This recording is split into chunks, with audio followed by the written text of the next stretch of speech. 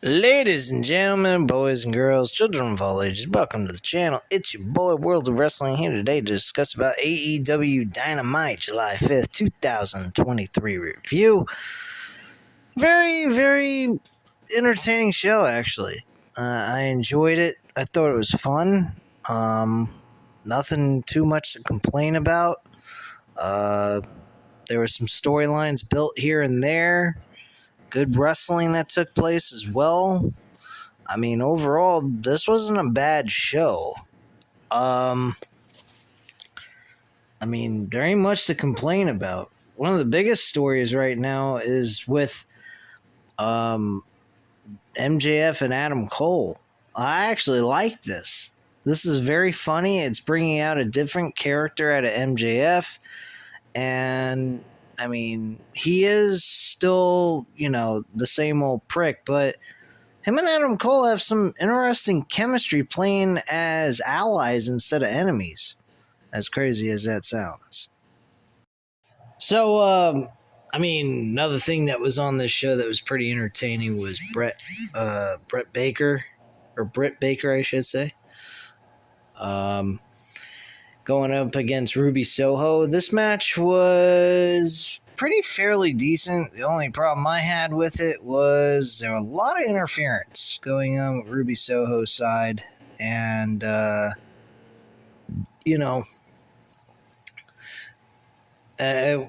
for the course, I would assume. Britt Baker losing, not being selfish, of course, and giving Ruby Soho the big push and getting the revenge from last year's tournament.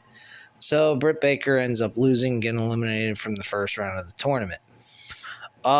Kenny Omega, Wheeler Yuta was actually the main event of the show. This was a really entertaining matchup as the main event. I thought Wheeler Yuta should have won based on what happened at the end. You had Takeshita get involved at the end of the match, near the end of the match with Kenny Omega. Kenny Omega looked very banged up in this matchup. Takeshita connecting with a very devastating maneuver. And then Wheeler Yuta doing a top road splash on top of Kenny Omega to close it out immediately after the move that Takeshita connected with. It was really strange how Kenny Omega just magically kicked out of that, making Wheeler Yuta look absolutely pathetic, and then he loses to Kenny Omega. I understand Kenny Omega's coming off of a loss from Will Ospreay. I was going to say Wheeler Ospreay. I don't know why I was going to say that. But Will Ospreay, I know he lost to Will Ospreay at the Forbidden Door pay-per-view for the IWGP US Championship. And I get that. But, 2 losses. Kenny Omega's been on a hot winning streak. Wheeler Yuta's been suffering L's left and right. And not to mention, Wheeler Yuta got a victory over Kenny Omega during the Double or Nothing pay-per-view. So, him getting another win over Kenny Omega would have been interesting. And it was also off of a interference without the referee seeing it. So it doesn't make the win as strong as it would be if he won clean over Kenny Omega. So it's kind of like an even trade, I would say. So I don't know why they didn't go with Wheeler Yuta winning this matchup.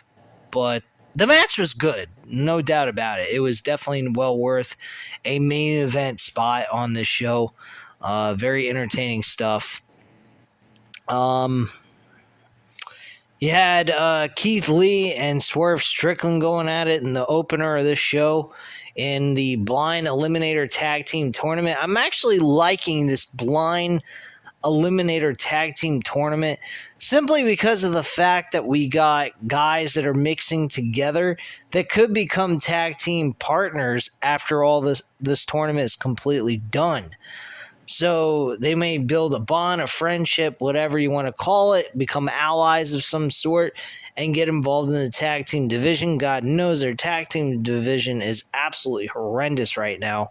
It used to be really strong when it first started, and as time has gone on, they just completely disintegrated without any rhyme or reason why. The The Acclaim, they had a match tonight. I mean, let me just go in order here. Like I said, blind eliminator tag team tournament match with Keith Lee, Swerve Strickland versus Orange Cassidy and Darby Allin. Of course, Orange Cassidy and Darby Allin was going to pick up the victory. This was a very decent matchup to kickstart the show, and very enjoyable matchup. Then we get a video package of Darby Allin talking about this new guy named Nick Wayne, who Tony Khan got word from Darby Allin about him because Darby Allin knows Nick Wayne personally on account of the fact that his old man passed away. I was about to say dropped dead. I don't think that was a proper word to use, but passed away, and Darby Allin took care of him and became a very good friend to him. So he is actually discussed about, Darby Allin discussed about the fact that not just because he's friends with this kid, Nick Wayne is also a very talented wrestler. From what I saw from the footage they were using from Defy Wrestling, he was actually facing Swerve Strickland in a one-on-one match. So, I mean, if you're going toe-to-toe with a guy like Swerve Strickland, I mean, you must be doing something right. But yeah, Nick Wayne is going to perform next week on Dynamite, and we will be able to see what he can do. Hopefully he turns out to be a great talent for AEW and worth something in the future.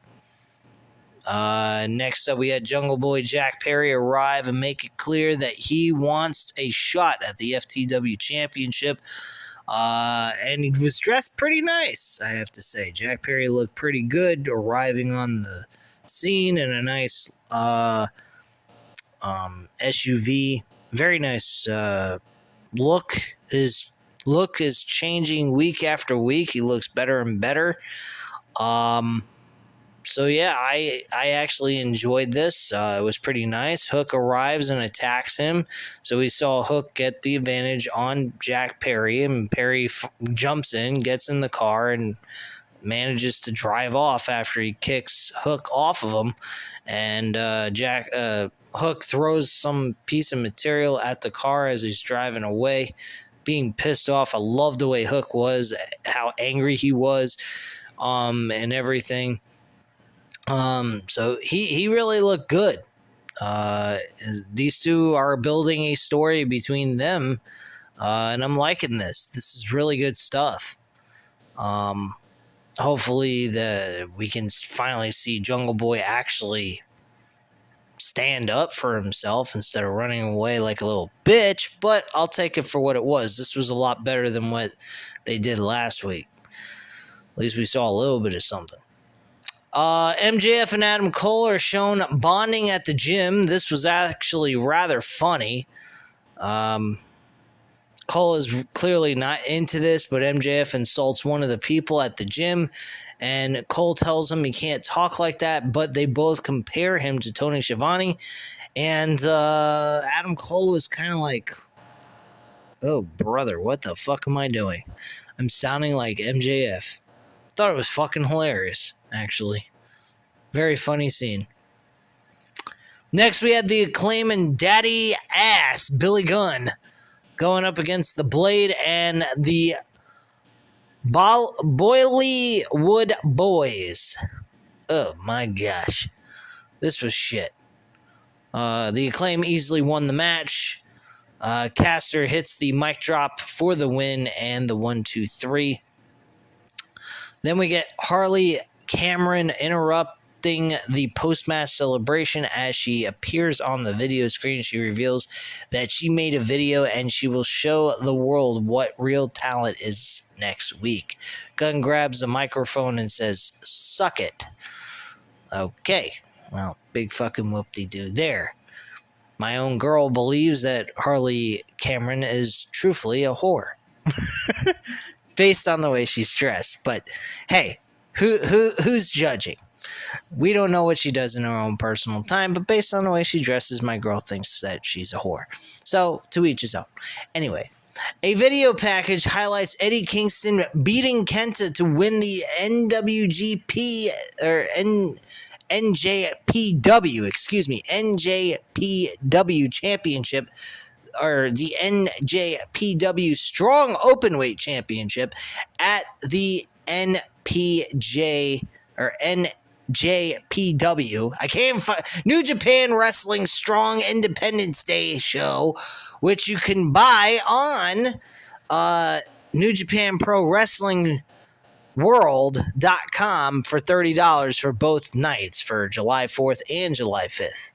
So if you're at all interested in that for $30, you got 2 shows in one. Anyway, in a video package, we showed Jon Moxley discussing his history with Eddie Kingston. He wonders why Kingston is mad as they don't live in the past. Moxley says he had a dream of a vision of Kingston that became what he could be. He also tells Kingston to answer his phone. So apparently he's trying to get Kingston to join with the group, but unfortunately I don't think it's going to happen because of his issues with Claudio Castagnoli, which is very understandable. So I'm assuming Eddie Kingston's joining the group for the Elite against the BCC, and the BCC are going to find someone else to take the spot that they could have Eddie Kingston on. Anyway, Matt Hardy is backstage, and he learns that he and Jeff Jarrett have been paired up together in the Blind Eliminator Tag Team Tournament. I mean, I expect them to be eliminated in the first round, without a shadow of a doubt. And they're going to be on Collision, I believe. I think it's Collision or Rampage, one of the 2 shows. I'm not sure. Competing against who, it doesn't matter because they're going to lose to those guys, whoever they are. In a promo, Wheeler Yuta sends a heated message to Kenny Omega ahead of their match. Not anything major there. He just talks about how he defeated him at the Double or Nothing pay-per-view show, and that he's going to do the same thing here tonight on Dynamite. That's pretty much what was stated by him there. Nothing really out of the ordinary. Next, we had an in-ring segment with Chris Jericho. This was actually a really good segment. This Don Callis going around and asking for talent and joining his so-called family is becoming a little intriguing to me. I don't know why. But anyway, Jericho says things haven't been going the way he has wanted them to, so it's time to make some changes. He looks back on his early days as a wrestler when he competed in Alberta, and Jericho recalled how he used to feel like wrestling was everything to him, and he felt reinvigorated and resurrected, as if he was Jesus Christ. No, I'm just kidding. Jericho says it's time to become a better version of Chris Jericho, maybe even the best version yet. Don Callis interrupts and reminds Jericho of how he called him and pitched him the classic match with Kenny Omega. Callis takes credit for the idea, but Jericho responds by noting that he helped Callis come back to the wrestling world in the first place. He started his own entrepreneurship on his own, Don Callis, in 2015, and was brought back to pro wrestling, apparently by Chris Jericho. So, very interesting. I didn't know they had that kind of friendship. They've been friends for actually 34 years. I mean, that's pretty understandable, being the fact that they both worked in ECW. They probably bumped into each other at certain points in their careers when they were both younger. So I can understand why they would have some sort of relationship in some capacity. So Callis says that the 2 of them make history when they get together. He describes how he's building a new family, which will be based on trust. Callis says he trusts Jericho as he's his best friend. He asks Jericho if he will join the Don Callis family, and Jericho responds by saying he doesn't join factions, he creates them, which is very true. He's created 2 factions in AEW since his inception into the company, and that's pretty much what his MO has always been since he started in AEW. Anyway, a video package highlights the match between CM Punk and Samoa Joe on the July 8th episode of AEW Dynamite, which is incorrect. That is the AEW Collision. I don't know what the hell WrestlingZone.com was thinking of writing this, but that was definitely a fucking type error. But whatever. This should be a very entertaining matchup. I'm looking forward to CM Punk and Samoa Joe. I think they deserve to be on Dynamite, truthfully. I've been noticing that the Collision show has been flunking in the ratings. The television content, I will say, has not been bad. I will say that the Collision content has been very entertaining and fun to watch for a Saturday night, but it's on the wrong fucking night. That's the reason why the show is dropping in ratings. It has nothing to do with the wrestling quality. It has nothing to do with the storylines. I mean, I didn't do the review, but I did watch the show. You had Jay White, Juice Robinson, and the Guns, the Colt and Austin Gunn, them being accepted into the Bullet Club Gold group, which I think is excellent. They need a tag team. Juice Robinson being their mid-card champion and Jay White being their main event champion. I think that's perfect. And then you have the Guns being tag team champions. So there you go. I think that's a perfect setup. And CM Punk, he's been doing his part on that show, and I'm not really complaining about what he's been doing on the show. I just don't particularly care for him for what he did. It kind of pisses me off, but I will admit, seeing him on TV, especially on Collision, has been entertaining. And Kevin Kelly being their announcer, their lead announcer, I actually love. And Nigel McGuinness, I mean, he's always been a good color commentator. He was great in Ring of Honor, and he was great in NXT, so no complaints there. But their ratings have been dropping. I mean, they dropped to 450,000 views, I think, this past Saturday. So their ratings are not doing very well, guys. As much as you guys may want to say, hey, don't worry about the ratings, that's their thing. Well, if their ratings aren't good enough, they're going to get removed from television. So kind of as a fan and a person that supports AEW, I do give a shit about the ratings. So it does mean something to me. I don't know about you. If you don't care, well, that's on you. I give a shit because I actually watch the fucking program, and I give a shit about the damn program. I think they would fit a lot better on a Thursday night show, but then that interrupts with their programming with Thursday nights when the NBA season starts, because every night on TNT, that's when they play the basketball games. They could always move it to TBS like they did with the Dynamite show, and just put Collision on Thursday nights and have Dynamite the night before. I mean, that's what Raw and SmackDown used to do. They used to have Raw on Mondays and then SmackDown on Tuesdays at one point, just to make sure that SmackDown was on live. And then they officially moved SmackDown to Fridays to make it live anyway.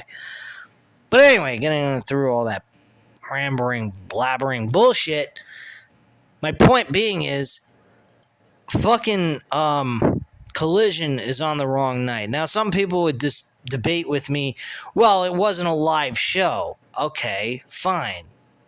Why not make it live? It's a very important 2-hour show. Why would you want people being able to know the results of the show before the show actually airs? If it's a 2-hour program, it's your secondary show. It's one of your big secondary shows to Dynamite. Storylines carry over in the next episode onto Collision, and they also have their own storylines that they've been building up on that show as well. So why not provide the ability to watch the show live on a week-to-week basis? I personally think they should just move Collision to TBS on Thursday nights. Solves everybody's problem. TBS has a lot more freedom. The only thing that you probably might encounter with TBS is baseball, and that's about it. Other than that, there's really nothing going on TBS when it comes to actual sports. Anyway, next up, we had the Blind Eliminator Tag Team Tournament. We had MJF and Adam Cole versus Matt Menard and The Butcher. This was easily no-brainer. Of course, fucking MJF and Adam Cole were going to win this match, and they did, with Adam Cole hitting the boom after MJF was asking to do a double clothesline to eliminate their opponent. But Adam Cole just went for the boom and got the win for the team. After the match was over, MJF grabs a microphone and sets Cole up for the Adam Cole baby chant. He tells Cole they would have done a better job if Cole listened to him. MJF pitches another bro session and Cole accepts. MJF tells Cole happy birthday and confetti rains from the ceiling. The champion gets a happy birthday chant going.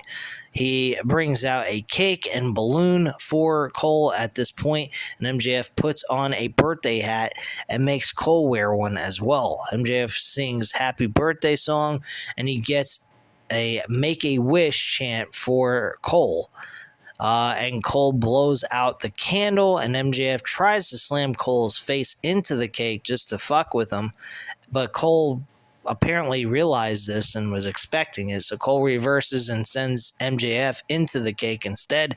Cole says it was nice of MJF to do all that, and he thanks him for it, and also took a taste of the frosting that MJF face went through and said, that was pretty fucking good cake.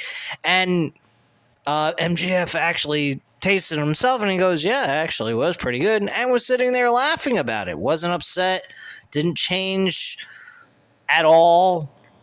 I mean, honestly, why would he? He's in the middle of a tag team tournament with Adam Cole instead of having to worry about him being his opponent for the world title, which, of course, he's a huge threat to that championship. He has not been able to beat Adam Cole, but nor has Adam Cole beat him, but he came very close of doing that in that 30-minute draw that they had. So I'm liking the story between Adam Cole and MJF. I think this was a very entertaining segment. It reminded me a lot of The Rock and Mick Foley's This Is Your Life for The Rock with Mick Foley. Not like full-on capacity of that kind of nature. I think that The Rock and Mick Foley, This Is Your Life, was fucking great. Nothing can even come close to what that was. But all withstanding, I actually thought this was pretty entertaining. It kind of gave me some semblance of that. Like, it reminded me a little of that in a way with the happy birthday deal. Anyway, moving on. In an interview, Brett Baker previews her match with Ruby Soho. She says she will always be the face of the women's division and says she will go out on top and win the tournament for a second year in a row. Backstage, Chris Jericho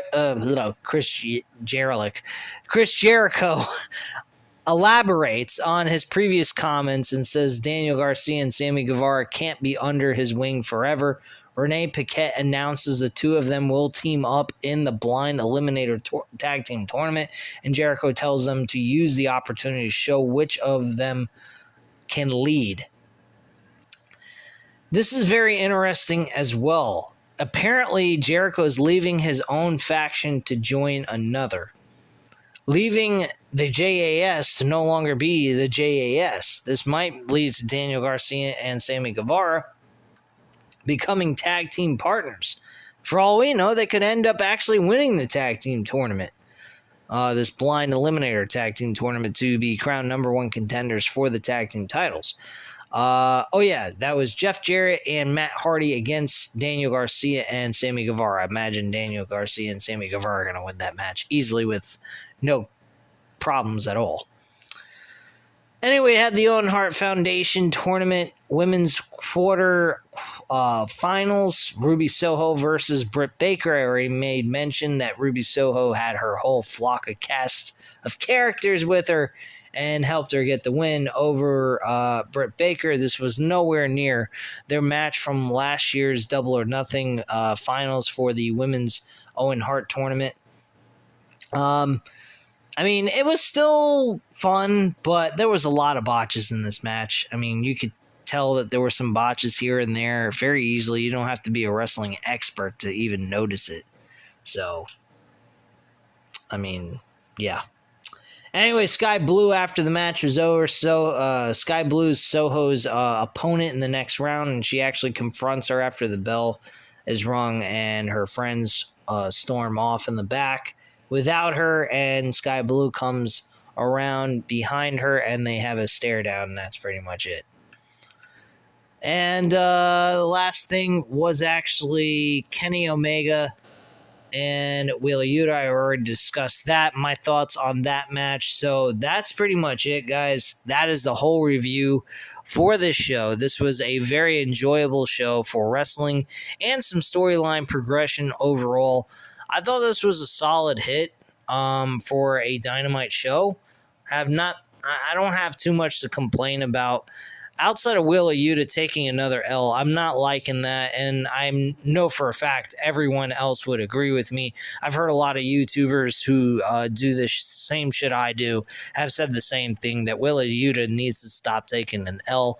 I mean, if you're going to be part of a faction, he doesn't need to be the weak link every single time in a match, especially if he's one-on-one against a guy he's already beaten before and is well-established. Kenny Omega is a well-established performer. He could have taken the L after getting hit with two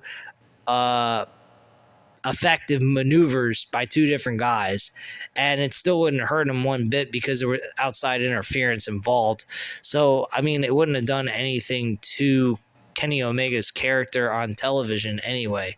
So I'm not quite sure why they went that route and having him kick out after all that shit. I think it was an overbooked spot in the show, or for their match. And it kind of just made Wheeler Yuta look pretty weak after Kenny Omega has been through a lot of he's taken a lot of damage towards his body and everything. So I'm not quite understanding why they keep making him having to take L's and shit, but it is what it is, guys. But overall, the main event was very entertaining and a lot of fun. But again, I think Wheeler Yuta needs to stop taking L's.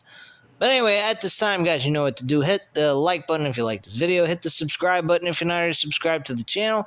And leave a comment down below, and I'll definitely get back to you on that. Thank you guys very much for watching, and have a great night, guys. Bye.